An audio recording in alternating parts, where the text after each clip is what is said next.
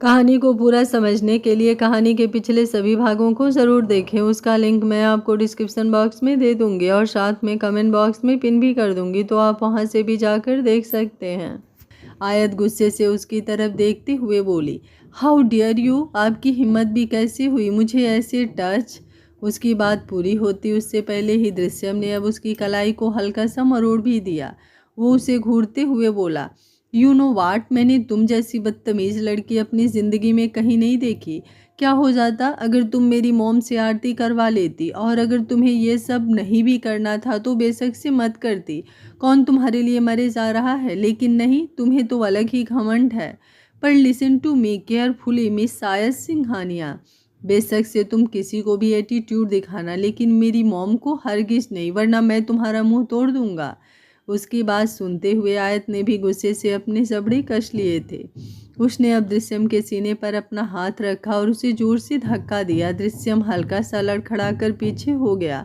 आयत उसे घूरते हुए बोली, अगर आपको इतनी ही फिक्र थी अपनी मॉम की इंसल्ट की या फिर उनके इमोशंस की, तो आपको उन्हें पहले ही समझा कर रखना चाहिए था मिस्टर मल्होत्रा, कि यहाँ पर मैं कोई आपकी बीवी बनकर या फिर इस घर की बहू बनकर नहीं आ रही हूँ जो मेरे साथ इस तरह के रीति रिवाज किए जाएंगे। मैं यहाँ पर सिर्फ और सिर्फ आपकी भांजी के लिए आई हूँ। मैं आपको बार बार धमकियाँ तो नहीं दूंगी कि मैं यहाँ से चली जाऊंगी, क्योंकि एक बार जो काम आयत सिंघानिया अपने सिर पर लेती है उसे पूरा करके ही रहती है। लेकिन आपकी ये बदतमीजी भी मैं बर्दाश्त नहीं करूँगी। दृश्यम गुस्से से बोला, मेरी बदतमीजी तुम्हें दिखाई दे रही है, और जो तुम लोगों के साथ। उसकी बात पूरी होती उससे पहले ही आयत एकदम से उसके करीब आ गई। अगले ही पल दृश्यम की हार्ट बीट एक पल के लिए स्किप हो गई। आयत ने सीधा उसकी पैंट पर अपना हाथ रखा और अपना हाथ अंदर की तरफ डाल लिया। दृश्यम की आंखें बड़ी हो गई और आयत ने अब उसकी पॉकेट में से वायलेट निकाला और फिर उस वायलेट को अपनी तिरछी निगाहों से देखने लगी। दृश्यम गुस्से से उसकी तरफ देखते हुए बोला, तुम्हारी हिम्मत कैसे हुई मेरी पॉकेट से मेरा वायलेट निकालने की, मेरा वायलेट दो मुझे। ये बोलते हुए उसने अपना हाथ आगे बढ़ाया, लेकिन आयत ने तुरंत अपना हाथ पीछे खींच लिया और बोली, अगर मैंने आज आपकी बदतमीजी बर्दाश्त कर ली तो आपको लगेगा कि आप हर बार मेरे साथ कैसे भी बिहेव करके बच सकते हैं मिस्टर मल्होत्रा। लेकिन मैं उन लड़कियों में से बिल्कुल नहीं हूँ जो इस तरह की हरकतें बर्दाश्त करे। ये जो आपने मेरी कलाई मरोड़ी है ना, इसकी सज़ा तो आपको मिलेगी, ताकि आइंदा आपको याद रहे कि आप बेशक से कुछ भी करें, लेकिन आयत सिंघानिया को उसकी इजाज़त के बिना टच ना करें। उसकी बात सुनते हुए दृश्यम के जबड़े कस चुके थे। उसका मन तो कर रहा था कि अभी इसी वक्त वो आयत का सिर फोड़ दे। मतलब इतना एटीट्यूड तो उसमें नहीं था। जो मुंबई का बिजनेस किंग था, पूरे शहर में दृश्यम मल्होत्रा का नाम चलता था। बड़े से बड़े लोग उसके सामने जुबान खोलते से डरते थे। अपने दिमाग से उसने बड़े बड़े बिजनेसमैन को एकदम ठिकाने लगा रखा था, लेकिन वो यूं ही फालतू में लोगों को एटीट्यूड नहीं दिखाता था। और यहाँ आयत उसी एटीट्यूड पर एटीट्यूड दिखाए जा रही थी, और अब अचानक से ही उसकी आंखें हैरत में फैल गईं। आयत ने वो वायलेट कसकर अपने हाथ में पकड़ा और फिर दूसरे ही पल उसे एकदम से जोरों से फेंका, तो वो वॉलेट दृश्यम के सर से उड़ते हुए सीधा पूल में जाकर गिरा। दृश्यम के चेहरे का रंग उड़ गया। वो गुस्से से चिल्लाया, ओह यू ब्लडी इडियट। ये बोलते हुए उसने नीचे की तरफ देखा, जहां वो वॉलेट अब पूल में छपाक से गिर चुका था। पानी के छींटे बाहर की तरफ भी आए और दृश्यम के हाथ रेलिंग पर कस गए। उसका चेहरा इस वक्त गुस्से से पूरी तरह लाल हो चुका था और आयत एक्सप्रेशन लेस होकर उसके पीछे खड़ी थी। अब तक जैसे तैसे दृश्यम ने खुद पर कंट्रोल कर रखा था, लेकिन अब उसका खुद पर से कंट्रोल एकदम छूट गया था। वो तुरंत आयत की तरफ घूमा और फिर दूसरे ही पल उसने अपने हाथ से सीधा उसकी गर्दन पर रखना चाहा। तभी उसकी नज़र शहर पर गई, जो अभी अभी उन दोनों के पीछे आकर खड़ी हुई थी। और जैसे ही दृश्यम ने अपना हाथ आयत की गर्दन पर रखने के लिए आगे बढ़ाया, शहर एकदम से डर गई।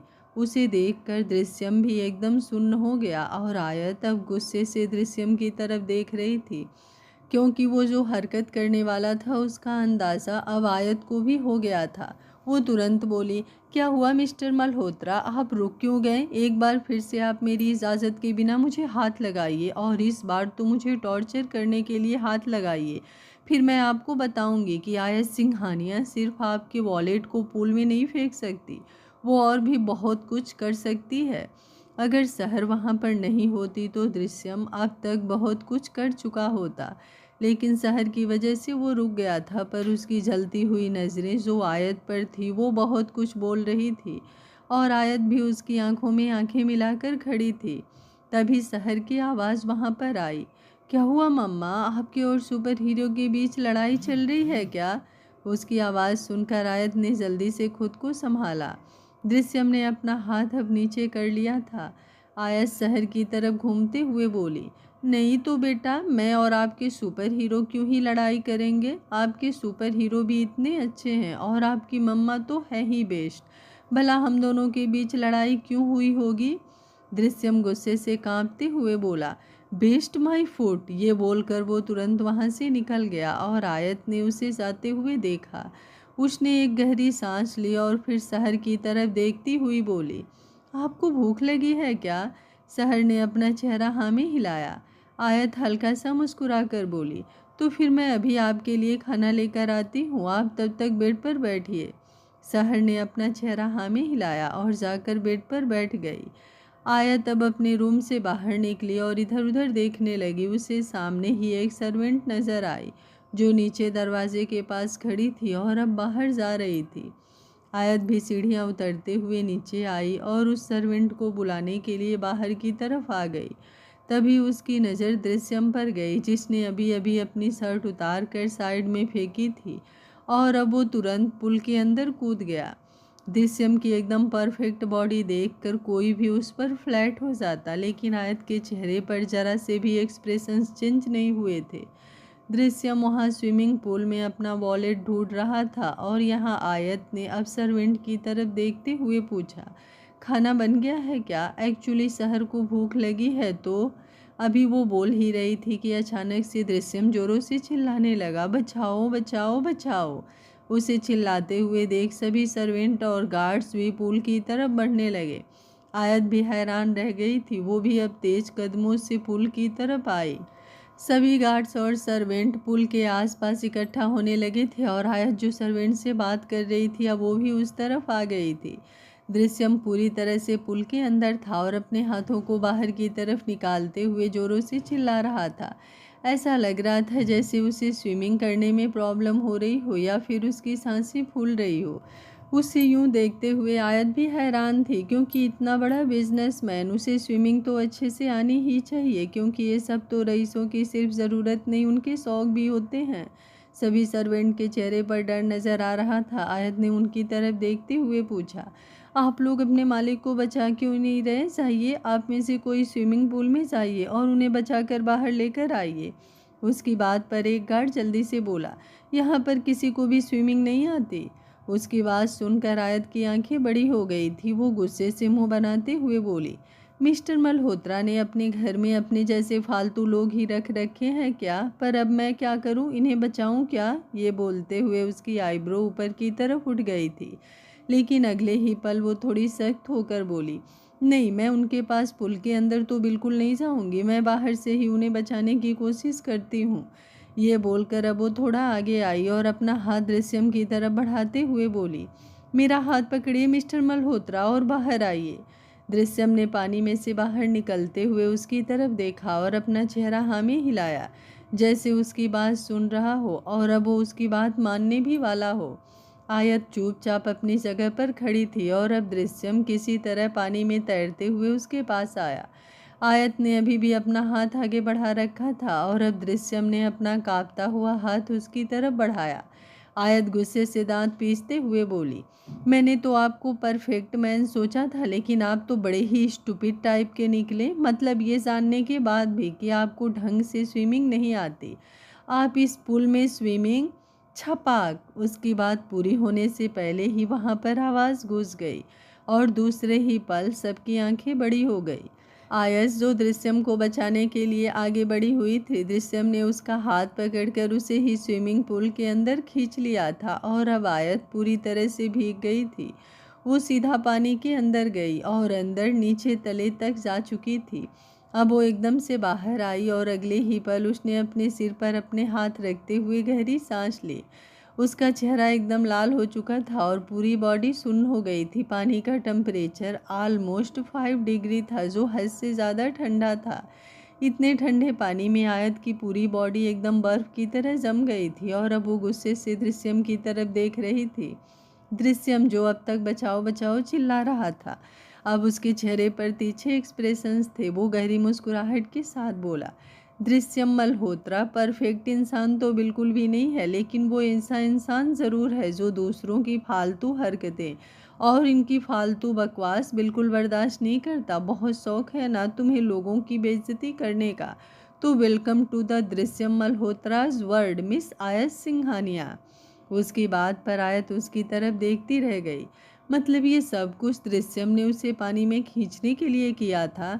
दृश्यम अब एक बार फिर से उस तिरछी मुस्कुराहट के साथ बोला, मैंने अपना वॉलेट तो कब का निकाल लिया मिस आयत। अब आप एक काम कीजिएगा, जल्दी ही खुद भी इस पुल से बाहर आ जाइएगा, क्योंकि इसका टेम्परेचर बहुत लो है, आपको ठंड लग जाएगी और मैं नहीं चाहता आपको जरा सी भी तकलीफ हो।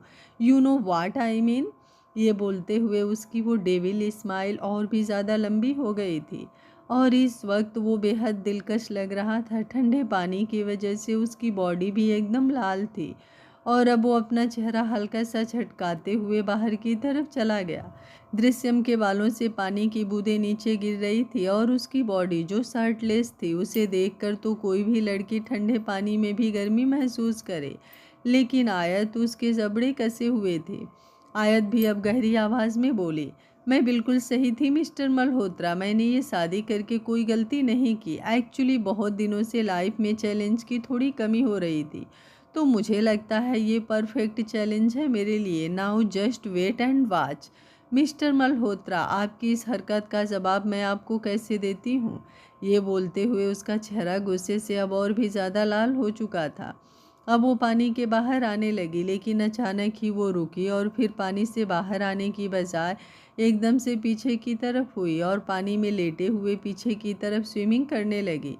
दृश्यम, जो पुल के किनारे पर खड़ा था और अब तक उसने अपनी पैंट उतार दी थी और बाथरोब पहन लिया था, जैसे ही उसने आयत को ऐसे स्विमिंग करते हुए देखा, वो हैरान रह गया, क्योंकि आज तक उसने कभी किसी लड़की को इस तरह से स्विमिंग करते हुए नहीं देखा था। पहली बात तो जो लड़कियां उसके आसपास मंडराती थी, वो स्विमिंग ही नहीं कर सकती थी। इस तरह से स्विमिंग करना तो दूर की बात, और वो भी इतने ठंडे पानी में पॉसिबल ही नहीं था। उसके चेहरे पर भी अब इंटेंस एक्सप्रेशंस थे। वहीं दूसरी तरफ दरवाजे पर खड़ी सहर ये सब कुछ देख रही थी। तभी उसके कंधे पर किसी ने हाथ रखा। वो एकदम से डर गई। उसने पलटकर पीछे देखा, जहाँ पर दृष्टि खड़ी थी। दृष्टि को ये नहीं पता था कि स्विमिंग पूल में बहुत ज़्यादा ठंडा पानी है, वरना वो सीधा आयत के पास ही आती। उसे लगा नॉर्मल पानी है तो उन दोनों के बीच जो भी चल रहा है वो उन दोनों में इंटरफेयर नहीं करेगी। और वैसे भी अभी फ़िलहाल उसे शहर से बात करनी थी, लेकिन शहर उसे देखते ही डर गई और तुरंत वहाँ से जाने लगी। दृष्टि ने जल्दी से उसका हाथ पकड़कर उसे रोका और बोली, कहाँ कहाँ जा रही हो बेटा, 1 मिनट मेरी बात तो सुनो। सहर ने अपना चेहरा दूसरी तरफ घुमा लिया, जैसे वो दृष्टि से बात भी नहीं करना चाहती हो। दृष्टि को अब सहर पर बहुत तरस आ रहा था। शायद आयत की स्ट्रिक्टनेस की वजह से ही वो ऐसे इमोशनल लेस भी बनती जा रही थी। उसने तुरंत सहर का हाथ पकड़ा और उसे अंदर की तरफ लेकर आई। सहर जल्दी से बोली, मुझे अपने रूम में जाना है आंटी, प्लीज़ मुझे मेरे रूम में जाने दीजिए ना। मेरी मम्मा मेरे पास वहीं पर आ जाएंगे। मैं यहाँ बस अपनी मम्मा से बात करने आई थी, मुझे रूम में उनके बिना अच्छा नहीं लग रहा था। दृष्टि ने अब उसे सोफे पर बिठाया और उसकी तरफ देखते हुए बोली, तुम्हारी मम्मा फ़िलहाल बाहर हैं, उन्हें बाहर ही रहने दो। क्या तुम नहीं चाहती कि जो तुम्हारे पापा हैं, आई मीन जो अभी अभी तुम्हारे पापा बने हैं, वो तुम्हारी मम्मा के क्लोज जाएं, उनके बीच अच्छी अच्छी बातें हो, वो दोनों एक दूसरे के साथ रहें, एक दूसरे के साथ टाइम स्पेंड करें। सहर झट से बोली, चाहती हूँ आंटी, लेकिन मम्मा ऐसी करेंगी नहीं, क्योंकि उन्हें बॉयज़ नहीं पसंद। उसकी बात पर दृष्टि हंसी और मुस्कुराते हुए ही बोली, लेकिन इस वक्त तुम अपनी मम्मा की छोड़ो और मुझे ये बताओ तुम्हें क्या पसंद है, चीज़ केक या फिर पैन केक। सहर झट से बोली, चीज़ केक। दृष्टि मुस्कुराते हुए बोली, और मैंने तुम्हारे लिए चीज केक ही बना रखा है, देखना चाहोगी तुम? सहर ने जल्दी से अपना चेहरा हाँ में हिलाया। दृष्टि ने अब एक सर्वेंट की तरफ देखा तो वो तुरंत किचन में गई और ट्रे में चीज केक और मैंगो जूस लेकर आई, जो ऑलरेडी दृष्टि ने सहर के लिए बनवा रखा था, और साथ में ट्रे में कुछ चॉकलेट्स भी रखी हुई थी। वो सब देखते ही सर ने अपनी जीभ को हल्का सा बाहर निकाला और फिर अपने होठों पर गोल घुमाया। दृष्टि उसके एक्सप्रेशंस को नोटिस कर रही थी। अब उसने सहर के गाल पर अपना हाथ रखा और बोली, मैं तुम्हें ये अपने हाथों से खिलाऊंगी, लेकिन तुम्हें उससे पहले मुझसे वादा करना होगा कि तुम मुझे आंटी नहीं दादी कहकर बुलाओगे। सहर झट से बोली, फिर तो आप रहने दीजिए आंटी, क्योंकि अगर मम्मा को पता चला कि मैंने आपको दादी कहकर बुलाया तो वो मुझसे नाराज़ हो जाएंगी। दृष्टि कुछ सोचते हुए बोली, अच्छा ठीक है, एक काम करना, तुम अपनी मम्मा के सामने मुझे दादी मत बुलाना, लेकिन अकेले में तो बुला सकती हो ना? सहर ने तुरंत मुस्कुराते हुए अपना चेहरा हाँ में हिला दिया और दृष्टि अब जल्दी से उसे वो चीज़ केक और जूस पिलाने लगी। तकरीबन 5 मिनट में ही सहर ने जल्दी जल्दी वो चीज़ केक और जूस आधा फिनिश कर दिया था और आधा उसने यूं ही छोड़ दिया, ये बोल कर कि उसे नहीं पीना। वो बार बार दरवाजे की तरफ देख रही थी कि कहीं वहाँ से आयत ना आ जाए। दृष्टि अंदाज़ा लगा सकती थी कि सहर आयत से कितना ज़्यादा डरती है। उसने उसका चेहरा अपने हाथों में थामा और मुस्कुराते हुए बोली, डोंट वरी बच्चा, बहुत जल्दी आपकी मम्मा भी चेंज होगी और आपको उनसे इतना डरना भी नहीं पड़ेगा। अभी तो वो बहुत ज़्यादा हार्टलेस है ना, लेकिन देखना धीरे धीरे हम उनको बिल्कुल ठीक कर देंगे और फिर आप उनके सामने मुझे दादी भी बुला पाओगी और मैं उनके सामने आपको अपने हाथों से खाना भी खिला पाऊँगी। सहर उसे देखते हुए बोली, आप बहुत अच्छी हैं दादी। जैसे ही उसने कहा दृष्टि की आंखों में नमी आ गई थी। उसने तुरंत सहर का माथा चूम लिया और फिर 2 चॉकलेट उसे दी और बोली, जाओ अब तुम जल्दी से अपने रूम में जाओ, वरना तुम्हारी मम्मा आ जाएंगी तो फिर से गुस्सा करेंगे। सहर अपना सिर हिलाते हुए तुरंत वहाँ से अपने रूम में भाग गई और दृष्टि ने अब दरवाजे की तरफ देखा, जहाँ से ना अभी तक आयत आई थी और ना ही दृश्यम वहाँ पुल के किनारे पर सन बेड पर लेटा हुआ था और आयत अभी भी स्विमिंग कर रही थी। अब तक तो दृश्यम फिर भी नॉर्मल था, लेकिन अब उसे सच में आयत के लिए डर लगने लगा था, क्योंकि वो पानी हद से ज़्यादा ठंडा था। ऐसे में उसे बुखार हो सकता था और वो नहीं चाहता था कि आयत को इस तरह की कोई प्रॉब्लम हो। उन दोनों का लड़ाई झगड़ा एक तरफ था, लेकिन उसे बीमार करने का दृश्यम का कोई इरादा नहीं था। वो आयत की तरफ देखते हुए बोला, पानी से बाहर आओ मिस आयत। उसकी बात पर आयत ने नज़रें घुमाकर उसकी तरफ देखा और उसके होठों पर इस वक्त हल्की सार्कास्टिक स्माइल थी। दृश्यम के एक्सप्रेशंस भी चेंज होने लगे थे। आयत अपनी गहरी निगाहों से दृश्यम की तरफ देखने लगी और दृश्यम अपने सन बेड से उठा और पुल के किनारे आकर घुटने मोड़कर पंजों के बल बैठते हुए बोला, तुम बाहर आ रही हो या फिर मैं तुम्हें लेने के लिए अंदर आऊं? आयत को ठंड तो बहुत ज़्यादा लग रही थी, लेकिन फिर भी उसने अपने आप को पूरी तरह से संभाल रखा था। अब वो दृश्यम की तरफ देखते हुए तिरछी मुस्कुराहट के साथ बोली, क्यों, अब आपको मेरी इतनी फिक्र क्यों हो रही है मिस्टर मल्होत्रा? मुझे यहाँ पुल के अंदर गिराने वाले आप ही तो हैं। अब आप ही मुझे यहाँ से बाहर लेकर जाएंगे क्या? उसकी बात पर दृश्यम ने गुस्से से कांपते हुए कहा, मुझे तुम्हारी ये जवाब सुनने में ज़रा सा भी इंटरेस्ट नहीं है। चुपचाप पानी से बाहर निकलो, वरना मुझे सच में पानी के अंदर आना पड़ेगा। आयत हंसकर बोली, अगर आपको पानी के अंदर आना है तो आप आ सकते हैं, लेकिन मेरा अभी पानी के बाहर आने का इरादा बिल्कुल भी नहीं है। मुझे यहाँ पर अच्छा लग रहा है। दृश्यम लगभग से चिल्लाते हुए बोला, पानी का टेम्परेचर 5 डिग्री है, जिसमें हद से ज़्यादा ठंड लगती है, और तुम कहती हो कि तुम्हें पानी के अंदर मज़ा आ रहा है। आयत अब एक बार फिर से पीछे पानी में लेटते हुए बोली, हाँ मज़ा आ रहा है और बहुत मज़ा आ रहा है। ये बोलते हुए उसने अपनी बाहों को फैलाया और पीछे की तरफ स्विमिंग करने लगी। दृश्यम दांत पीसते हुए बोला, कैसी लड़की है ये, 1 नंबर की पागल है, पागल बेवकूफ़ कहीं की। ये भी नहीं सोच रही कि अगर ये बीमार हो गई तो इसकी बेटी को कौन संभालेगा, क्योंकि किसी दूसरे को तो ये उसके पास भी नहीं आने देती। अब मुझे ही कुछ करना होगा। ये बोलकर उसने अपना बाथरोब उतार कर साइड में फोका और फिर सिर्फ बॉक्सर में ही पानी के अंदर कूद गया। उसके कूदने की आवाज़ आयत को आई। लेकिन उससे पहले वो सीधी होती दृश्यम ने अंदर की तरफ जाते हुए उसके पैर को कसकर पकड़ा और उसे पानी के अंदर खींच लिया। एक पल के लिए आयत भी पूरी तरह से सुन्न हो गई। पानी के बाहर रहना तो फिर भी किसी तरह पॉसिबल था, लेकिन पानी के अंदर तो इंसान की जान ही निकल जाए ऐसी हालत हो जाती थी। और अब वो दृश्यम के बिल्कुल सामने थी।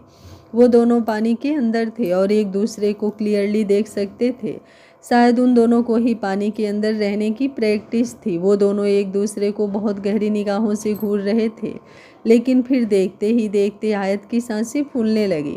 वो तुरंत बाहर की तरफ जाने लगी, लेकिन दृश्यम ने उसे कमर से कसकर पकड़ा और गुस्से से बोला, क्या हुआ? अब तुम्हारा पानी के अंदर रहने का मन नहीं कर रहा क्या?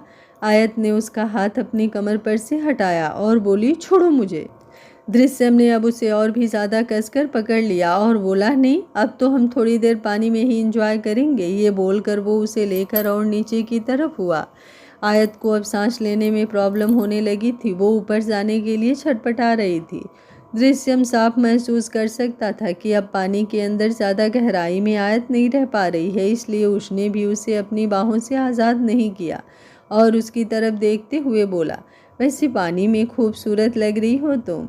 आयत दांत पीसते हुए बोली, छोड़िए मुझे, ये मैं आपसे आखिरी बार कह रही हूँ। दृश्यम अब लगभग से उसके ऊपर झुकते हुए बोला, खूबसूरत के साथ साथ बवाल भी लग रही हो। आयत और भी ज़्यादा गुस्से से उसे देखने लगी। दृश्यम अब उसके होठों की तरफ देखते हुए बोला, और तुम्हारे ये होठ, ये तो हद से ज़्यादा कातिलाना लग रहे हैं। ये बोलते हुए उसने अपना एक हाथ आयत की कमर पर से हटाया और फिर अपना अंगूठा उसके होठों पर रख दिया। पानी में होने की वजह से वहाँ दबाव भी बहुत ज़्यादा था और सेंसेशन सी भी बहुत ज़्यादा फील हो रही थी।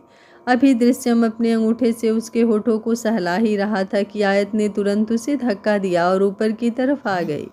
ऊपर आते हुए उसने एक लंबी गहरी सांस ली, जैसे उसकी सांसें चोक होने ही वाली थी। और अब दृश्यम भी बाहर की तरफ आया। आयत की सांसें अभी भी नॉर्मल नहीं हुई थी। साफ पता चल रहा था कि उसे सांस लेने में अभी भी दिक्कत हो रही है। और अब दृश्यम अपने बालों को सेट करते हुए उसकी तरफ आया और दूसरे ही पल उसने आयत को अपनी गोद में उठा लिया। आयत गुस्से से कांपते हुए बोली, छोड़ो मुझे।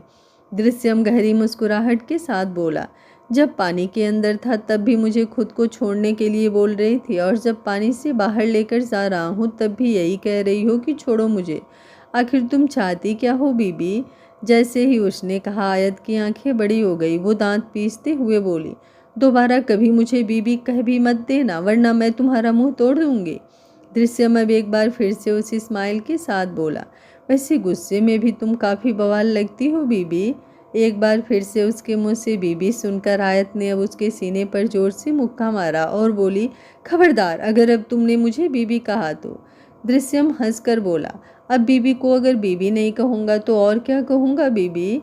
आयत ने अब लगातार उसकी चेस्ट पर मुक्के मारने शुरू कर दिए। दृश्यम उसे लेकर पानी से बाहर की तरफ जा रहा था और आयत लगातार उस पर हाथ चला रही थी। एक तो अब पानी के बाहर आने की वजह से उसे ठंड लग रही थी, क्योंकि पानी में तो उसने अपनी बॉडी का टेम्परेचर मेंटेन कर रखा था, लेकिन बाहर आते ही उसकी ठंड से हालत ख़राब होने लगी थी। उसके होठ फड़फड़ाने लगे थे, उसके हाथ पैर एकदम ठंडे पड़ने लगे थे। और दृश्यम ने उसे पुल के किनारे पर खड़ा किया और फिर आयत, जो अभी भी उसकी चेस्ट पर अपने हाथ चला रही थी, उसने उसकी दोनों कलाइयों को कसकर अपने हाथ में पकड़ा और मरोड़कर उसकी पीठ से लगाते हुए बोला, वैसे मुझे तुम्हें बीबी कहने का कोई शौक तो नहीं था, लेकिन अब लगता है कि अब मुझे तुम्हें बीबी कहकर ही बुलाना पड़ेगा।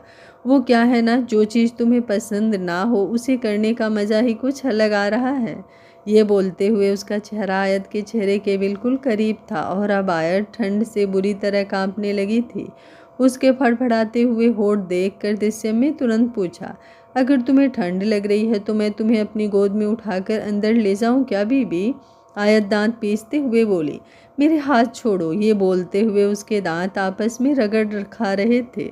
साफ पता चल रहा था कि उसे किस हद तक ठंड लग रही है।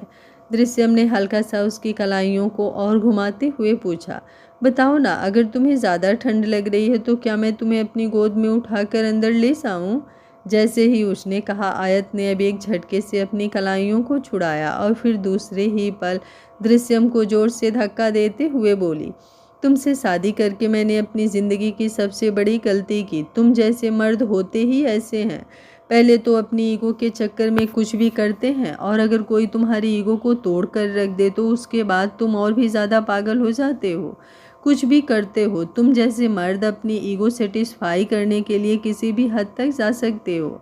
उसकी बात सुनते हुए दृश्यम ने तुरंत पूछा, लेकिन मैंने तो तुम्हें अभी ईगो दिखाई ही नहीं। अभी तक तो दृश्यम मल्होत्रा तुम्हारे साथ बहुत अच्छे से पेश आ रहा है बीबी। आयत अब जोरों से चिल्लाते हुए बोली, स्टॉप कॉलिंग मी बीबी। ये बोलते हुए अब और भी ज़्यादा बुरी तरह से कांपने लगी थी। इतना गुस्सा देखकर दृश्यम भी हैरान था। नॉर्मल बातों पर किसी इंसान का इतना ज़्यादा गुस्सा करना बिल्कुल भी नॉर्मल नहीं था। वो अब उसके करीब आया और बोला, अंदर चलो, तुम्हें ठंड लग रही है।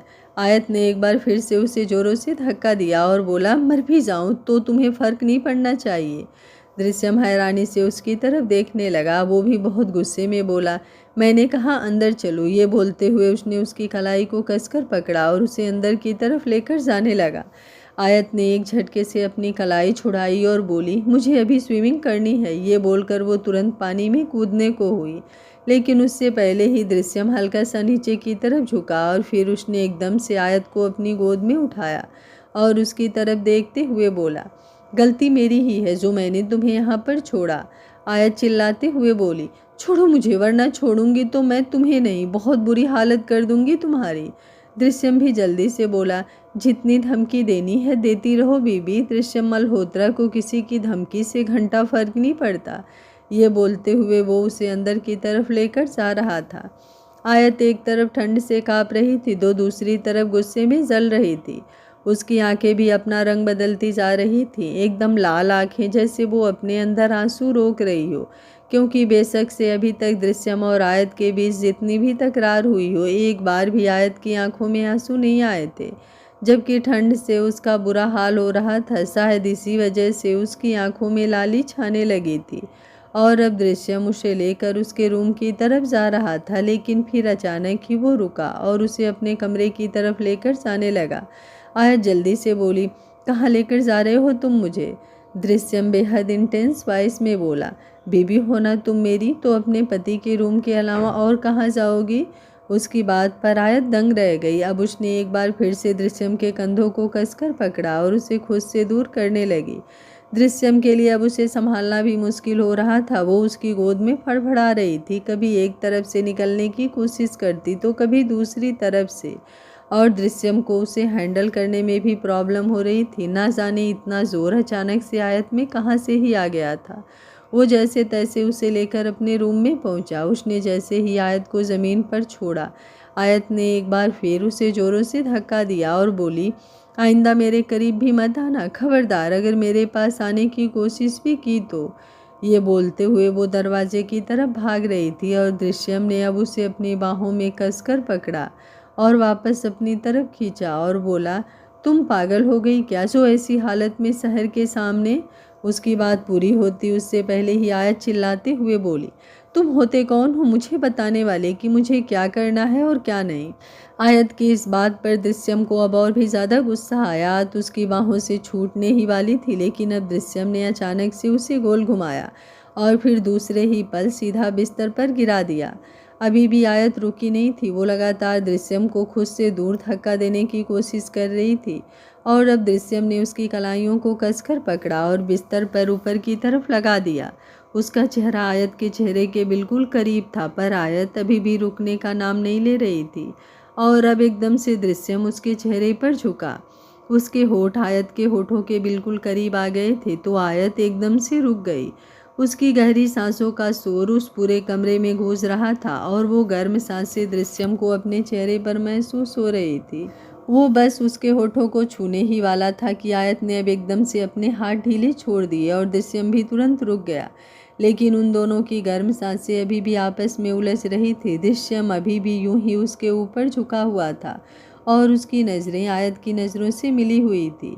आयत जल्दी से खुद को संभालते हुए बोली, ओके फाइन, मैं अब तुम्हें कुछ नहीं कहूँगी, मैं पानी में भी नहीं जाऊँगी और ना ही तुम्हें धक्का दूँगी, प्लीज़ मुझे छोड़ो। ये बोलते हुए वो दृश्यम को तीखी नज़रों से देख रही थी। और अब दृश्यम बोला, लेकिन मुझे तुम पर ट्रस्ट नहीं। अगर एक बार फिर से तुमने मुझे मारना शुरू कर दिया तो एक तो दिखती तुम नाजुक सी हो, लेकिन तुम्हारे हाथ बहुत चलते हैं। तुम्हें पता भी है तुमने मेरी चेस्ट का क्या हाल किया है। ये बोलते हुए उसने अपनी ब्राड चेस्ट को हल्का सा ऊपर की तरफ उठाया, जहाँ आयत के मुक्के की वजह से एकदम रेडनेस हो चुकी थी और साथ ही साथ वहाँ पर आयत के नाखून भी बहुत सारे लगे हुए थे। आयत वो जगह देखकर हैरान हुई, लेकिन उसने कुछ कहा नहीं, बल्कि अपना चेहरा दूसरी तरफ घुमा लिया।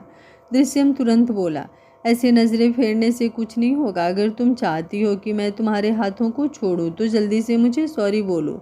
ये जो हाल तुमने मेरा किया है ना, इसे मैं यूं ही बर्दाश्त नहीं करने वाला। अगर सॉरी बोल दोगी तो मैं तुम्हें छोड़ दूंगा, वरना आज की पूरी रात हम दोनों यूं ही बिताने वाले हैं।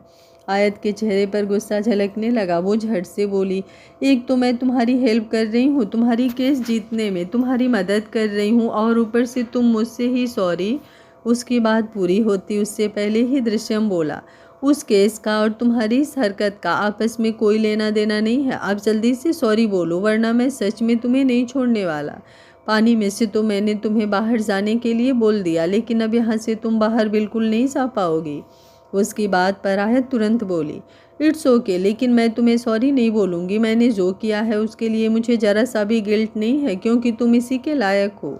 उसकी बात पर दृश्यम चौंक गया। उसे लगा आयत उसे तुरंत सॉरी बोल देगी, क्योंकि आयत को बाहर जाना होगा। बाहर शहर उसका इंतज़ार कर रही थी।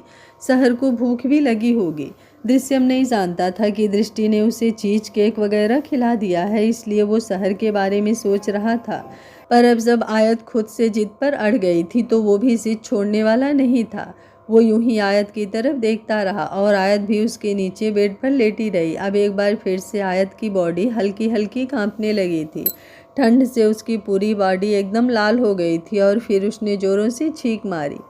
दृश्यम ने अपना चेहरा तुरंत दूसरी तरफ घुमाया और आयत को अब एक और छींक आई। दृश्यम ने तुरंत उसके हाथों को छोड़ दिया और बोला, लगता है तुम्हें ठंड लग गई है। आयत उसकी तरफ देखते हुए बोली, क्या हुआ, अब तुमने मेरी कलाइयाँ क्यों छोड़ दी? अभी इन्हें पकड़े रखो ना। उसकी बात पर दृश्यम की आईब्रो ऊपर की तरफ उठ गई। वो उसके ऊपर से हटा और बोला, अगर चाहूँ तो पूरी रात तुम्हें यहाँ पर रख सकता हूँ, लेकिन मैं तुम्हारी तरह बिल्कुल नहीं हूँ मिस आयत। जाओ और जाकर दवाई ले लेना, वरना ऐसी ना हो कि परसों कोर्ट में जाने से पहले ही तुम इस दुनिया से चली जाओ। उसकी बात पर आयत हंसी और बोली, ऐसा तो बिल्कुल नहीं होने वाला, इतनी जल्दी मैं नहीं मरूंगी, उसकी टेंशन तुम मत लो मिस्टर दृश्यम मल्होत्रा। और रही बात तुम्हारी मेरी तरह होने की, तो वो तो तुम 7 जन्मों में भी नहीं हो सकते। अपनी बात बोलकर आयत तुरंत वहाँ से जाने लगी। दृश्यम जल्दी से बोला, ये मत सोच लेना कि मैंने तुम्हें छोड़ दिया तो तुम्हारे लिए ही छोड़ा है, वो तो मैं तुम्हारी बेटी के बारे में सोच रहा था। उसकी बात पर आयत भी तुरंत बोली, आपको मेरी बेटी पर तरस खाने की ज़रूरत नहीं है मिस्टर मल्होत्रा। मेरी बेटी कोई बेचारी नहीं है जिस पर आप जैसा इंसान तरस खाएगा, इसलिए आइंदा मेरी बेटी के लिए तो मुझे बिल्कुल मत छोड़िएगा। दृश्यम उसे घूरते हुए बोला, तुम सच में पागल हो गई हो शायद, मुझे लगता है तुम्हें डॉक्टर से मिलने की ज़रूरत है। आयत व्यंग से हंसी और बोली, तो फिर मुझसे दूर ही रहिएगा मिस्टर मल्होत्रा, कहीं ऐसा ना हो कि मेरा पागलपन आपको भी पागल कर दे। मुझसे ज़रा दूर रहिएगा। ये बोलते हुए वो अभी भी हल्की हल्की कांप रही थी। बेशक से उसकी ठंड से हालत ख़राब हो रही थी, लेकिन उसका एटीट्यूड ज़रा सा भी कम नहीं हुआ था और अब वो तुरंत वहाँ से चली गई। उसके जाने के बाद दृश्यम ने एक गहरी सांस ली और बोला, पागल कहीं की, इतनी टाइम से गीले कपड़ों में है पर फिर भी डायलॉग बाजी खत्म नहीं होती। ऐसा नहीं कि जल्दी से जाकर अपने कपड़े चेंज कर ले। पर 1 मिनट, इसके पास तो कपड़े हैं ही नहीं, इसका बैग कहाँ है? ये सोचते हुए वो याद कर रहा था कि आयत के बैग कहाँ हैं। ये तो अभी भी गाड़ी में थे। अभी तक दृश्यम ने वो बैग आयत के रूम में रखवाए ही नहीं थे और अभी अगर वो बैग रखवाता 5-7 मिनट लग जाते। इसलिए उसने तुरंत अपनी क्लोजेट खोली और उसमें से टी शर्ट और रोअल निकाल कर पहले खुद पहना और फिर एक शर्ट और पैंट निकाल कर सीधा आयत के रूम में आया। आयत भी अपने रूम में आ चुकी थी। उसने शहर की तरफ देखा जो बेड पर बैठी थी। वो शहर को देखते हुए बोली, आई एम सो सॉरी बेटा, मैंने आपको खाना खिलाने के लिए कहा था, लेकिन मम्मा पता नहीं कहाँ बिजी हो गई। मैं बस जल्दी से अपने कपड़े चेंज कर लूँ, फिर मैं आपको खाना खिलाती हूँ। उसकी बात पर सहर मुस्कुराते हुए बोली, इट्स ओके मम्मा, आप आराम से कीजिए, मुझे अभी उतनी भूख नहीं लगी है। आयत मुस्कुराई और वाशरूम की तरफ जाने लगी, लेकिन फिर उसे भी अचानक से अपने कपड़ों की याद आई। तभी उसके रूम का दरवाज़ा खुला और दृश्यम अंदर की तरफ आया। वो आयत को ढूंढ रहा था और जैसे ही उसे आयत नज़र आई वो जल्दी से उसके पास आया और एकदम नॉर्मल होकर बोला, तुम्हारे कपड़े अभी गाड़ी से निकले नहीं हैं, इसलिए तुम ये पहन लो, वरना तुम्हें और ज़्यादा ठंड लग जाएगी। आयत हैरानी से उसकी तरफ देख रही थी। अभी अभी उन दोनों के बीच इतनी बहसबाजी हुई थी, लेकिन दृश्यम को जैसे कोई फ़र्क ही नहीं पड़ा था। पर आयत अंदर तक गुस्से से भरी हुई थी। उसने दृश्यम की तरफ देखते हुए कहा, अपने कपड़े लेकर यहाँ से बाहर चले जाइए, ना मुझे आपकी ज़रूरत है और ना ही आपके कपड़ों की, मैं मैनेज कर लूँगी। दृश्यम गुस्से से बोला, मुझे तो लगा था तुम्हारा दिमाग खराब है, लेकिन अब समझ में आया कि तुम्हारे भेजे के अंदर दिमाग है ही नहीं, तो खराब क्या होगा। मतलब तुम्हें बीमार होना मंजूर है, लेकिन तुम ये कपड़े नहीं पहन सकती। आया तब उसके थोड़ा करीब हुई और बोली, मुझे किसी और की इस्तेमाल की हुई चीज़ हाथ लगाना भी पसंद नहीं है, इस्तेमाल करना तो दूर की बात, और अगर वो चीज़ आपकी हो तो उन चीज़ों को तो मैं एक नज़र देखूँ भी ना। दृश्यम गुस्से से बड़बड़ाते हुए बोला, गलती मेरी ही है जो मैं तुम्हारा सोच कर यहाँ पर कपड़े लेकर आया। अब तुम जाओ भाड़ में, बेशक से ठंड से मर जाओ, लेकिन मैं नहीं आने वाला। ये बोलकर उसने अपने कपड़े अपने हाथ में समेटे और वहाँ से चला गया। उसके जाने के बाद आयत ने मुंह बनाया और बोली, बोलकर तो ऐसे गए हैं जैसे सच में उनके कपड़ों के बिना मैं मर ही जाऊंगी। कोई बात नहीं, अगर मेरे कपड़े अभी तक ऊपर नहीं आए तो क्या हुआ, मैं खुद उन्हें लेने नीचे चली जाती हूँ, और वैसे भी मुझे इन गीलों कपड़ों में बहुत ठंड लग रही है। ये बोलते हुए वो ठंड से ठिठुरने लगी थी। सहर चुपचाप बेड पर बैठी हुई उसे देखे जा रही थी और अब आयत जल्दी से नीचे की तरफ आई। पार्किंग एरिया में आकर उसने उस गाड़ी की तरफ देखा जिसमें वो दृश्यम के साथ वहाँ पर आई थी। उसी में तो उसके बैग्स रखे हुए थे और अब वहाँ पर उसे कोई नज़र नहीं आ रहा था। कुछ ही कदमों की दूरी पर एक ड्राइवर खड़ा था। उसने उस ड्राइवर की तरफ देखते हुए कहा, इस गाड़ी को खोलिए, मुझे इसमें से बैग निकालने हैं। वो ड्राइवर झट से बोला, लेकिन इसकी चाबी तो दृश्यम सर के पास है। आयत और भी ज़्यादा गुस्से से बोली, तो फिर अब मैं इसमें से अपने कपड़े कैसे निकालूं? वो ड्राइवर तुरंत बोला, मुझे सर से चाबी लेनी होगी, मैं अभी लेकर आता हूँ। ये बोलकर वो जल्दी से अंदर की तरफ आया। उसने दृश्यम के रूम में जाकर उसका दरवाज़ा हल्का सा नॉक किया। दृश्यम यूँ अपनी गाड़ी की चाबी अपने साथ रखना नहीं था, लेकिन आज उसकी गाड़ी अमन ने ड्राइव की थी, तो जाते जाते वो उसे गाड़ी की चाबी दे गया था। ड्राइवर के कहने पर दृश्यम ने वो चाबी उठाई और ड्राइवर को देने लगा, लेकिन फिर अचानक ही रुका और बोला, लेकिन तुम्हें चाबी किस लिए चाहिए? ड्राइवर तुरंत बोला, वो नीचे आयत मैडम को अपने कपड़े निकालने हैं, तो बस इसलिए। उसका जवाब सुनकर दृश्यम के चेहरे पर तिरछी मुस्कुराहट तैर गई थी। अगले ही पल उसने वो चाबी अपनी पॉकेट में डाली और बोला, लेकिन वो चाबी तो कहीं गुम हो गई, मुझे नहीं पता। उसकी बात पर वो ड्राइवर दंग रह गया, क्योंकि उसके सामने ही तो दृश्यम ने वो चाबी अपनी पॉकेट में डाली थी। वो कुछ कहता उससे पहले ही दृश्यम ने उसे बाहर जाने का इशारा किया, तो वो तुरंत वहाँ से बाहर चला गया। अब वो ड्राइवर नीचे आया। आयत उसका इंतज़ार कर रही थी। वहाँ काफ़ी ठंडी हवा चल रही थी और अब रात के 9 बज गए थे, तो उसे और भी ज़्यादा ठंड लगने लगी थी। जैसे ही ड्राइवर वहाँ पर आया, आयत जल्दी से बोली, कितना टाइम लगा दिया तुमने, जल्दी से गाड़ी खोलो। वो ड्राइवर धीमी सी आवाज़ में बोला, सॉरी मैडम, लेकिन दृश्यम सर कह रहे हैं कि गाड़ी की चाबी गुम हो गई, अब ये गाड़ी नहीं खुल सकती। उसका जवाब सुनते ही आयत को समझ आ गया था कि गाड़ी की चाबी गुम हुई है या फिर जानबूझकर बहाना बनाया जा रहा है। उसने गुस्से से अपने जबड़े कस लिए। वो दांत पीसते हुए बोली, मुझे बहुत अच्छी तरह से पता है कि वो चाबी कैसे और कहाँ मिलेगी। ये बोलकर उसने एक गहरी सांस ली और फिर तुरंत अंदर की तरफ आई। इस बार उसके कदम और भी ज़्यादा तेज थे। दृष्टि जो किचन से निकल रही थी उसकी नज़र आयत पर गई। वो आयत को रोकने वाली हुई ताकि उसे डिनर के लिए बोल सके। वो इस बात पर भी हैरान थी कि अभी तक आयत ने अपने गीले कपड़े चेंज क्यों नहीं किए, लेकिन उसे क्या ही पता था कि उसके और उसके बेटे के बीच अभी फ़िलहाल एक अलग ही जंग छिड़ी हुई है।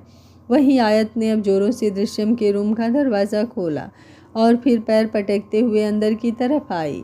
आते ही उसकी नज़रें बालकनी पर थी जहाँ पर दृश्यम खड़ा था। इस वक्त उसने वाइट कलर की एक पतली सी शर्ट पहनी हुई थी जिसमें उसकी चेस्ट पूरी तरह रिवील हो रही थी और नीचे ब्लैक कलर का लोअर। बालकनी में खड़ा वो सिगरेट के गहरे कस भर रहा था। अब उसने आयत की तरफ देखा और बोला, तुम यहाँ पर सेनोरिटा? जैसे ही उसने कहा, आयत गुस्से से बोली, चाबी। दृश्यम एक बार फिर से बोला, कैसी चाबी सेनोरिटा? आयत और भी ज़्यादा गुस्से से बोली, कोई सेनोरिटा नहीं हूँ मैं, मेरा नाम आयत है, मिस आयत सिंघानिया। मुझे कभी सेनोरिटा और कभी बीबी कहना बंद करो और मुझे अभी इसी वक्त अपनी गाड़ी की चाबी दो, वो चाबी तो तुमने अपने पास छुपा कर रखी है जिसमें मेरे कपड़े रखे हुए हैं। मुझे मेरे कपड़े चाहिए। दृश्यम अब उसके और भी ज़्यादा करीब हुआ और बोला, ये तो गलत बात है ना सेनोरिटा, ना तो तुम मुझे खुद को बीबी कहने देती हो और ना ही सेनोरिटा। आयत नाम मुझे पसंद नहीं है, तो अब इसमें मेरी क्या गलती है? आयत सिंघानिया थोड़ा अजीब लगता है ना, लेकिन सेनोरिटा और बीबी अच्छा लगता है। अब तुम खुद सेलेक्ट करो कि तुम्हें क्या क्या कहकर बुलाऊं, सेनोरिटा या बीबी। तुम जो भी नाम सेलेक्ट करोगी मुझे उसमें कोई प्रॉब्लम नहीं है। आयत लगभग से चिल्लाते हुए बोली, मुझे चाबी चाहिए। दृश्यम ने तुरंत उसके होठों पर अपनी उंगली रख दी और उसके चेहरे पर झुककर बोला, जिस तरह से चिल्लाते हुए मांग रही हो, चाबी तो नहीं मिलेगी। तुम्हारे होठों को बंद करने के लिए कुछ और मिल सकता है। You know what I mean. ये बोलते हुए उसने हल्का सा अपनी जीभ को बाहर निकाला और फिर अपने होठों पर गोल घुमाया। उसकी बातों का मतलब समझते हुए आयत हैरान रह गई। अब उसने तुरंत उसकी शर्ट को कसकर अपनी मुट्ठियों में पकड़ा और उसे घूरते हुए बोली, ये जो तुम मेरे साथ फालतू की बकवास कर रहे हो ना, बहुत गलत कर रहे हो। बेशक से तुम्हारे साथ शादी की है मैंने, लेकिन ये पतियों वाली हरकतें मत करो। ना तो तुम पर अच्छी लगती है और ना ही इन सब हरकतों को बर्दाश्त कर सकती हूँ मैं। मुझे बस गाड़ी की चाबी दो, वरना अब मैं चिल्लाऊंगी नहीं, बहुत बुरी तरह से चिल्लाऊंगी, इतना बुरी तरह से कि तुम्हारे कान के पर्दे भी फट सकते हैं। मुझे परेशान करना तो दूर की बात, बिजनेस करने से भी जाओगे तुम। दृश्यम ने एक गहरी सांस ली और बोला, ऐसा तो कभी नहीं होने वाला सेनोरिटा, और रही बात चाबी की तो ठीक है, मैं तुम्हें चाबी देने के लिए तैयार हूँ, लेकिन उसके लिए तुम्हें मुझसे सॉरी बोलना पड़ेगा। आज का पार्ट आप लोगों को कैसा लगा कमेंट बॉक्स में अपनी राय ज़रूर दीजिएगा। कहानी अच्छी लग रही हो तो वीडियो को एक लाइक ज़रूर करिएगा। Thank you for watching. मिलते हैं कहानी के अगले भाग में, तब तक स्वस्थ रहिए, मस्त रहिए, अपना ख्याल रखते रहिए।